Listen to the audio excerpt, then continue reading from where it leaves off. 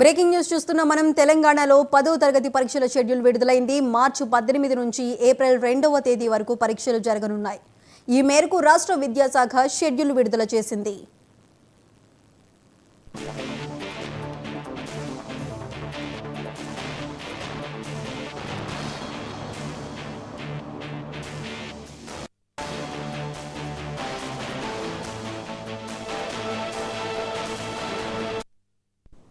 తెలంగాణలో 10వ తరగతి పరీక్షలు విడుదలైంది. మార్చి 18 నుంచి ఏప్రిల్ 2వ తేదీ వరకు పరీక్షలు జరగనున్నాయి.